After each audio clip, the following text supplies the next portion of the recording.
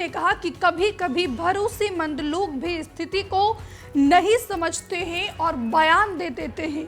तो कुल मिलाकर अगर बात की जाए तो बिहार एनडीए में इस समय बगावत के सुर लगातार बढ़ते जा रहे हैं। एक तरफ जीतन राम मांझी चिराग पासवान पर हमलावर है, तो दूसरी तरफ चिराग पासवान बिहार में बढ़ती क्राइम ग्राफ को लेकर, बढ़ते अपराध को लेकर लगातार नीतीश कुमार पर हमलावर है। जिस तरीके से लगातार बिहार में कानून व्यवस्था को लेकर विपक्ष भी लगातार मुद्दा उठा रहा है। आपने देखा कि कुछ दिन पहले ही तेजस्वी यादव ने ट्वीट किया कि हमारे आवास के बाहर फायरिंग हो रही है।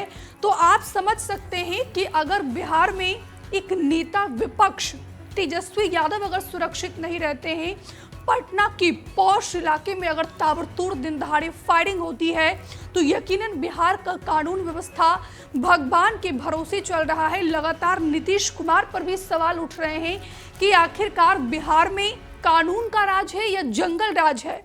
जो नीतीश कुमार यही कानून के राज को मुद्दा बनाकर बिहार की सियासत में हावी हुए थे, सुशासन के नाम से उन्होंने बिहार की राजनीति में, देश की राजनीति में अपने आप को स्थापित किया था, वही सुशासन पर अब लगातार सवाल खड़े कर रहे हैं। विपक्ष तो छोड़िए, बिहार में बढ़ते क्राइम पर अब चिराग पासवान भी लगातार हमलावर है, क्योंकि गृह मंत्रालय नीतीश कुमार के पास है और इसी को लेकर जो है जीतन राम मांझी ने चिराग पासवान की तुलना महाभारत के अभिमन्यु से कर दी है। तो कुल मिलाकर यहाँ पर बात की जाए तो बिहार एनडीए में इस समय सब कुछ ठीक नहीं चल रहा है और ऐसे में आज दोपहर 3 बजे जेपी नड्डा और केंद्रीय मंत्री चिराग पासवान की मुलाकात के कई मायने निकाले जा रहे हैं। जिस तरीके से चिराग पासवान ने बिहार की सभी सीटों पर चुनाव लड़ने का ऐलान किया है, क्या इस मुद्दे पर भी जेपी नड्डा चिराग पासवान को समझाएंगे? और चिराग पासवान कई मंचों से ये अपनी इच्छा को जाहिर कर चुके हैं कि वो भी बिहार में विधानसभा का चुनाव लड़ना चाहते हैं। उनका कहना है कि केंद्र की राजनीति में मुझे कोई दिलचस्पी नहीं है। चिराग पासवान हमेशा हर मंच से दोहराते हैं कि बिहार फर्स्ट, बिहारी फर्स्ट का उनका विजन है और इसी विजन के तहत जो है वो बिहार में विधानसभा का चुनाव लड़ना चाहते हैं। उनकी इच्छा है कि अगर वो विधानसभा चुनाव जीतते हैं तो उनको सीएम बनाया जाए। ऐसे तमाम चीजें हैं, तमाम अटकलें हैं।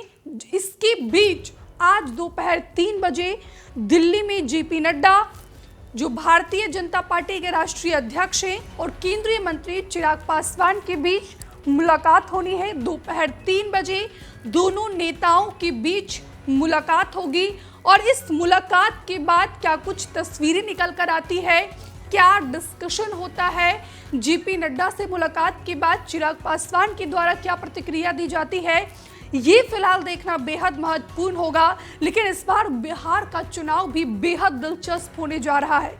तमाम राजनीतिक पार्टियां अपने अपने तरीके से चुनावी ताल ठोक रही है।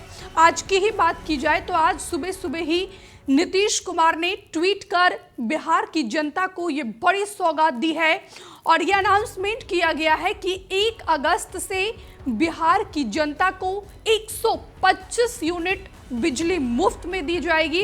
तो ऐसे में अलग अलग तरीके के दावे और वादे किए जा रहे हैं, लेकिन बिहार की जनता इस बार किस पर भरोसा जताती है, एनडीए या फिर इंडिया पर, ये फिलहाल देखना बेहद महत्वपूर्ण होगा। लेकिन दोपहर 3 बजे आज चिराग पासवान और जेपी नड्डा की जो मुलाकात होनी है, इस पर भी लगातार हमारी नजर बनी हुई है और इस मुलाकात के बाद चिराग पासवान की तरफ से क्या प्रतिक्रिया आती है, ये फिलहाल देखना बेहद महत्वपूर्ण होगा।